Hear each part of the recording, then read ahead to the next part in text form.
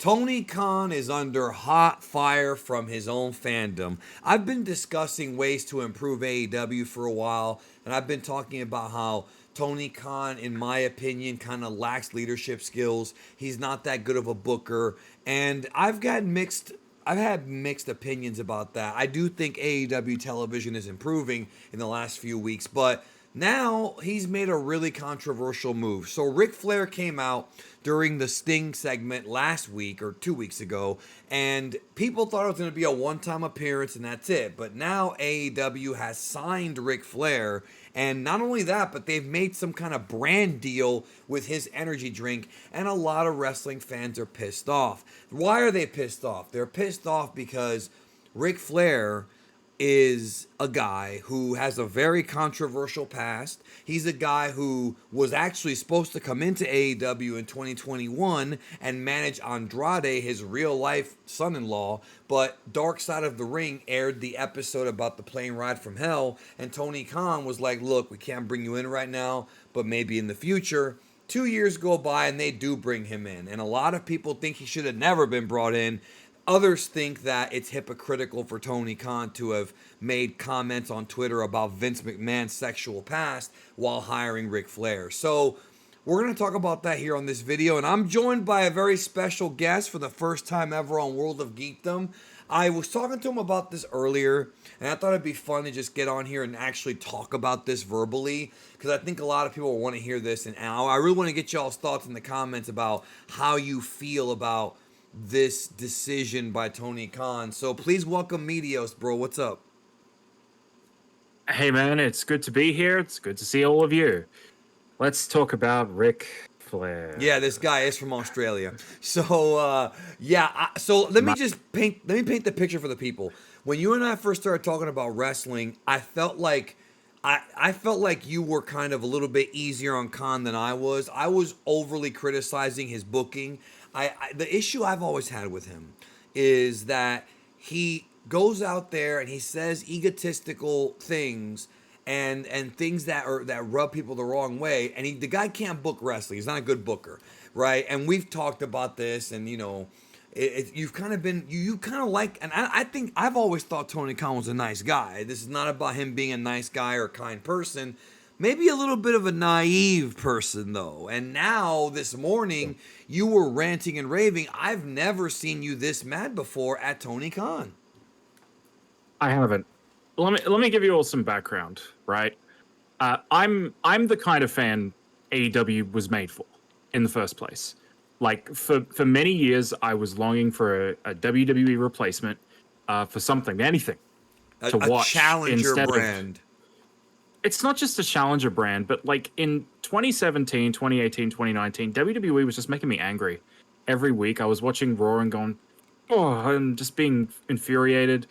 Like things like that Raw Rumble where Dean Ambrose got chucked out by Kane and the Big Show. Like the mid-2010s were horrible, yeah. Yeah, it just felt like WWE was just constantly spitting in my face.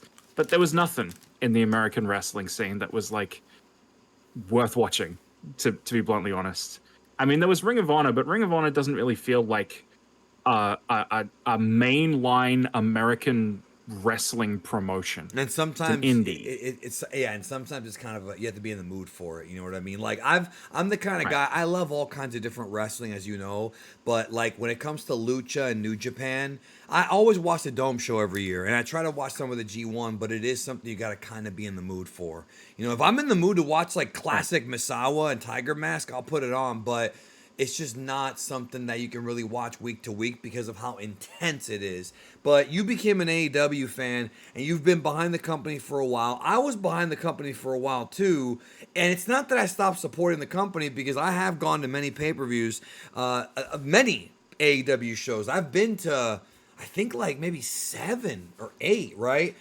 You can't go to one yet because you're in Australia. I'm sure they'll run Australia at some point, but yes, you've been a very big supporter of Tony Khan's, but now this Ric Flair hiring has really pissed you off. Yes, it has. Yes, it has. I feel like it's a significant line has been crossed in, like, I don't want to say this, but like the contract with fans that AEW was based on. Like, the idea of AEW was always that it was going to be better. Like, it always promised to be better. And, like, it doesn't necessarily have to be better than the WWE right now, which is incredible week to week. Like, there's a lot of really good WWE going on. The Bloodline, of course, but, like, just the overall quality of the WWE has severely improved Right. in the past few years under the watchful eye of Triple H. Um, I but better than that old WWE. Something different, but not just something different, but something that I can watch and not have that part of my mind that goes, Vince McMahon. Like, I just wanted better storytelling. I wanted to be listened to as an audience member. I want the wrestling quality to be higher and, like, of worldwide styles facing together, because WWE was very homogenous during that era where everyone sort of wrestled the same and talked the same. Taking away the scripts, taking away the strictures, AEW felt different. And even now, it still feels very different to the WWE as far as in-ring entertainment. But the other thing that I really wanted, and I'm sure many other people really wanted, was accountability. And accountability in wrestling. From the very beginning, when Cody and Brandy came out and said that they were going to be more accessible for people with disabilities, you know, AEW was always positioned as a modern wrestling company for the modern fan who expects more than carny bullshit. And Ric Flair, man, hiring him with his fucking mushroom energy drink, that's some carny bullshit right there. It's no good.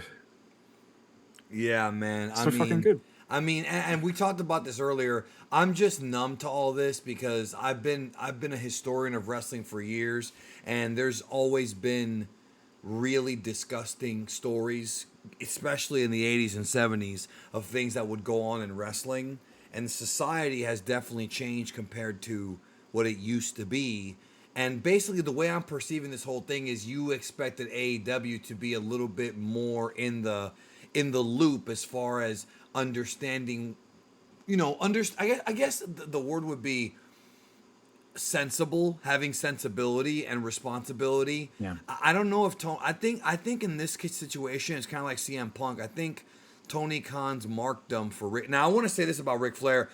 I love Ric Flair as far as he is a legend. You can't deny that he's done a lot for the business, but I think it's one of those things where Tony Khan is such a mark for Ric Flair that it doesn't even matter that he's done these things. He can say, hey, I've got Ric Flair. It reminds me of those stories you hear about Bob Carter when he owned TNA, and he would tell his business partners, Hulk Hogan, he works for me. It's almost like more of a clout thing than a business, because AEW has been in the red for some time. And I called this out a couple years ago because I could see kind of the red flags that I think that Tony, for all the good he's done creating a challenger brand and paying guys money, and there's a lot of good that I'm glad AEW exists, he still kind of fell into that carny trap. And I mentioned to you earlier that wrestling seems to attract people who are, I don't want to say degenerates, but it attracts people who are different. They're not quote unquote normal people. Talking about not necessarily the fans, the wrestlers themselves. And actually, that's part of the reason as to why wrestling is so interesting. You hear and you read these stories about how much of a crazy Wild West show it was in the 80s. You had the cocaine problems, the drug issues, the steroid issues. You've got stories about sexual, Tales of the Territories on Vice, all kinds of weird sex stuff. I think nowadays the wrestlers are a lot less inclined to do that because of social media and, the way things have changed.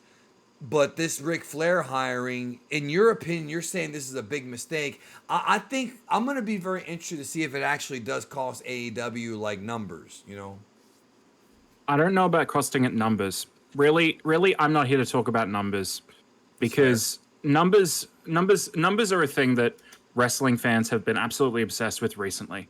And most of them are wrong. I try not to think about them too much. I just want to know if the wrestling's good. And I'm still going to watch AEW. I feel like a lot of people are going to watch AEW. But the guy needs to be held to account for this because, like when he came out on Dynamite, right? I was upset about it. Like we were watching it together, and I was like, oh no, no. Like I was like that. Like I was disappointed. But he's coming out. He's going to be with Sting. It's Sting's retirement. Sting is a legend of the industry, someone that I'm personally a massive fan of. Okay, I can take this. I can make peace with this. He's coming in to do Sting's retirement tour. Okay, I mean, hell, I bro, I guess. thought that he was only going to be making an appearance now and then maybe one at Revolution next year, and that was it, right? That's what I thought. Like, he was going to make a Right, couple of appearances and that's it. Of course, having right. Ric Flair But on that's your not it. roster. Yeah, that's not it. Right, right, right. But that's not it now. Now, Yeah. now, Ric Flair is a fucking brand ambassador for AEW with his energy drink.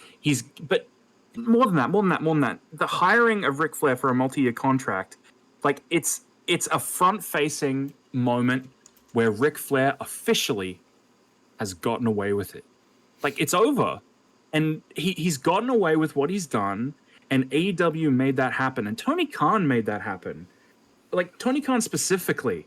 Like there's so much catastrophizing about Tony Khan that I don't necessarily subscribe to. That you've talked about, right? It's a difference of opinion, but this right here, no matter what side of the fence you're on, whether you think Tony Khan is doing some good or if you think that he's a total idiot or anywhere in between, this is not only just really tone deaf for the audience that he's cultivated, but it's also just wrong. And he shouldn't be allowed to get away with it without people saying, hey, you shouldn't do this.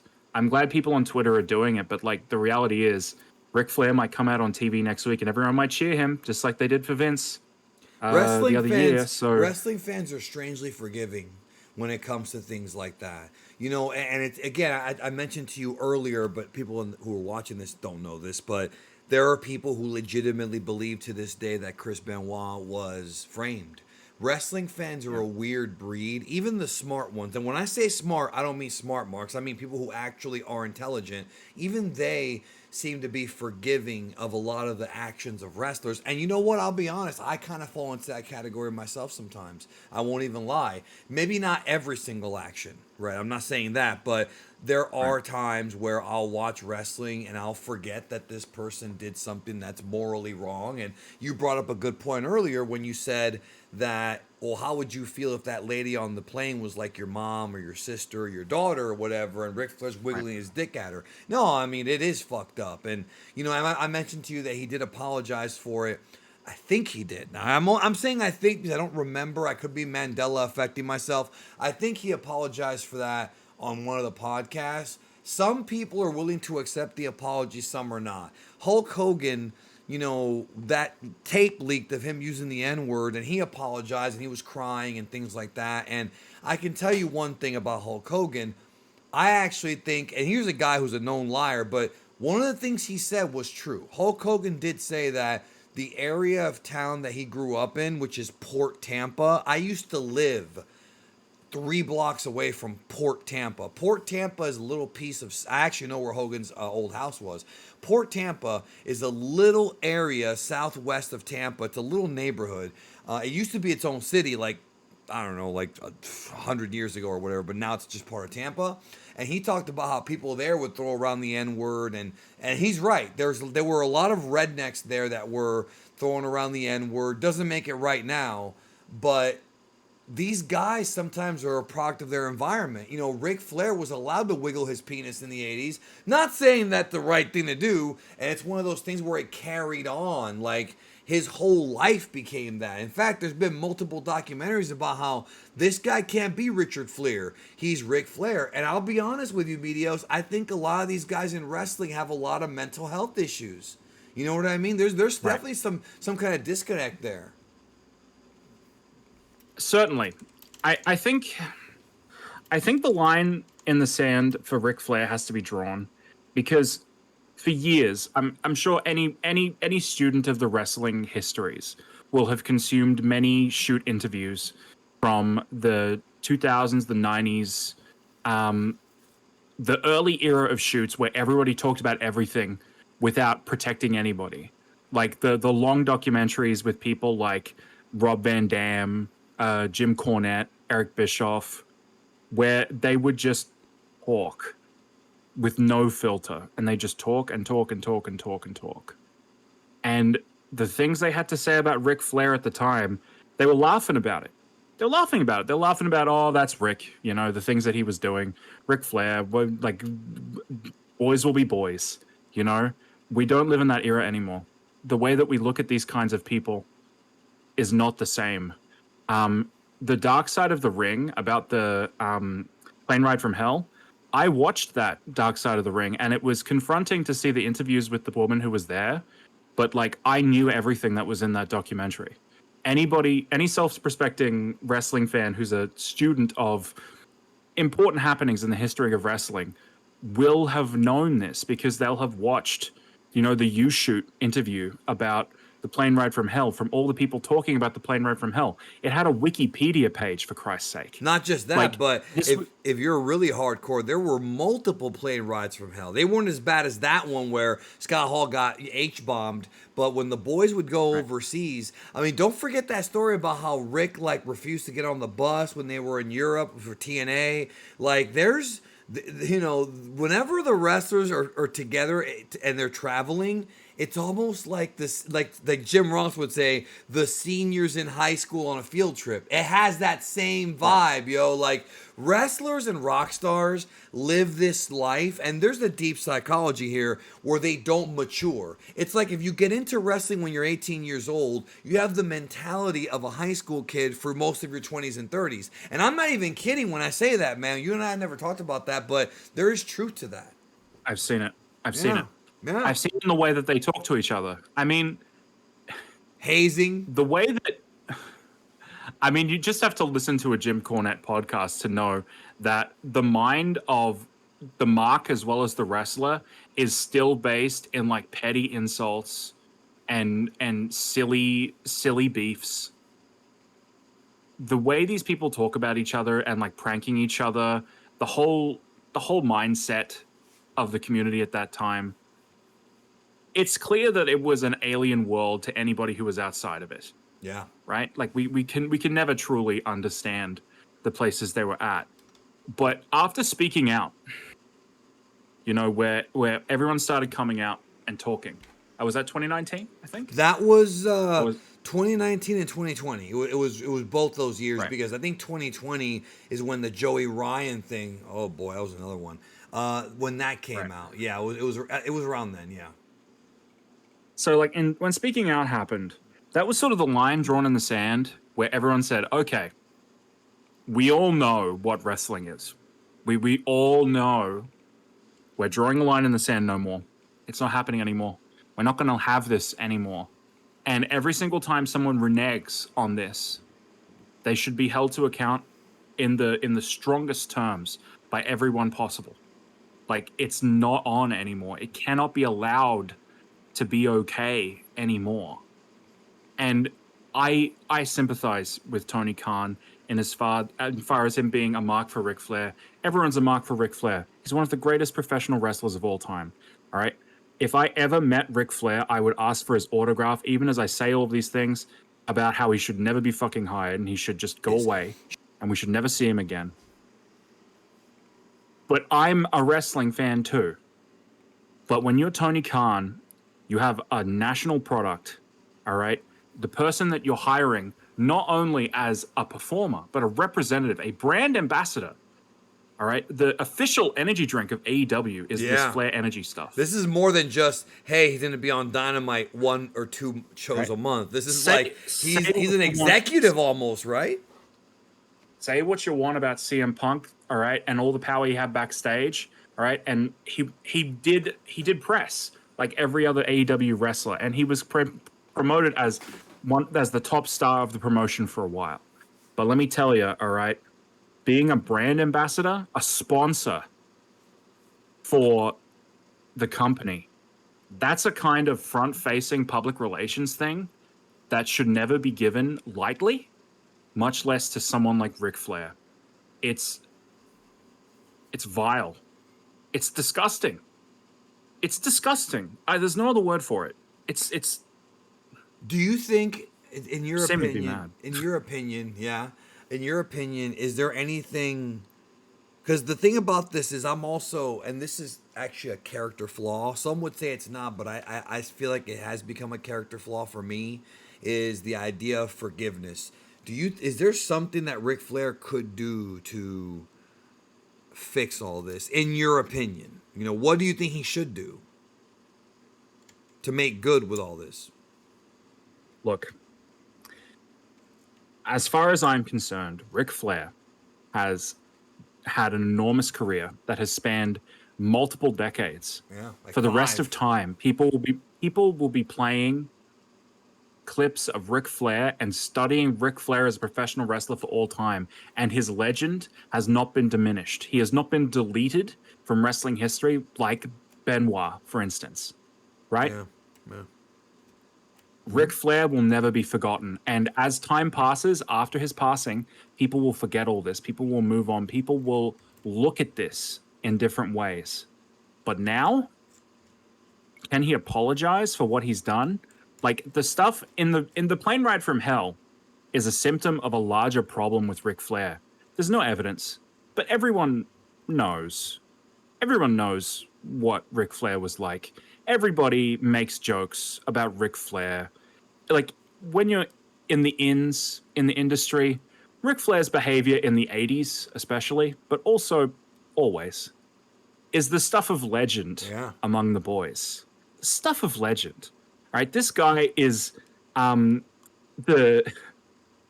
guy who was expelled from school because he put laxatives and brownies for the teacher's room and all of them were off for the day. Like, he's a person that you talk about in hushed tones and go, that was Ric Flair. Ric Flair was that guy who did that insane thing. It's unbelievable. I mean, allegedly he slept with 10,000 women, bro. Wilt Chamberlain shit. Allegedly. Well, I mean, he might as well have. He might as well have. All right, sure, why not? But that's not how we should be seeing wrestling today. What is he actually bringing to AEW? I saw that promo that he did. The confidence he used to have is not there anymore. No, all right? Definitely. He was struggling with doing the usual Nature Boy shtick. Maybe he just had a weak promo because he's rusty. But he hasn't got anything to offer in ring. He's talking about he wants to fight MJF on the mic. He wants to have a promo battle with MJF, the world's champion. No, absolutely not. Like, nobody wants this apart from Ric Flair and possibly Tony Khan, which is an enormous offense to the fans of AEW who are putting our faith in the guy. Like, he has to be more responsible than this. He has to be better than this. Ric Flair, there's no apology for this kind of behavior. Sexual assault is not okay. It's never going to be okay. We're never going to be like, oh boy, can't wait to get the Velveteen Dream into AEW. Oh, yeah. Oh boy, can't wait to get Marty Scurll into AEW. Like, we're not doing that, but we're doing it for Ric Flair because, it happened a long time ago. Don't worry about it. No, I'm fucking worrying about it. All right? I'm worrying about it. It's not like he can just get wrinkles and all of a sudden, it falls off him. No, it happened. Whatever. Rick was like that because enough people accepted it back then that we're supposed to accept it now. Because there is, even now, with all the people getting mad, we're forcing ourselves to be mad because we want AEW to be held to a higher standard. But we're using excuses. We're saying things like, oh, he says that Vince can't be in the company. No, he's saying that Vince is bad. Vince is a sex pest, which he is. And then he hires Ric Flair. Yeah. It's the hypocrisy. Yeah. It's not just the hypocrisy. It's not the hypocrisy as far as the Vince McMahon thing. It's the hypocrisy in that AEW was supposed to be better. And now it's not. Celebrities and WWE always get a WWE has and will continue to do things that are worse than this. I firmly believe this. All right, they're on top. They have a lot more leeway than AEW does. Well, with Endeavor, But though, WWE Endeavor might not put up with it. You know what I mean? I mean that's true. Endeavor certainly wouldn't hire Ric fucking Flair, That's true. I but wouldn't think so. but let me but AEW can't come out here and act like they're better than the carnies and then do carny shit. It's like it's like how teachers come down harder on students who can be better, but they truant, they don't apply themselves. Teachers come down really hard on those kids, but they barely come down on the kids who are lost causes. Like those guys barely get in trouble in the way that the students who are just on the peak of greatness, like they're almost there, and they just need to be pushed because it would be a terrible waste if they didn't. AEW is in that same space where it should be better. It has an incredible roster. It has an incredible creative team. And then when they do stupid shit like this, it's so disheartening because it feeds into all of the shit people say about AEW.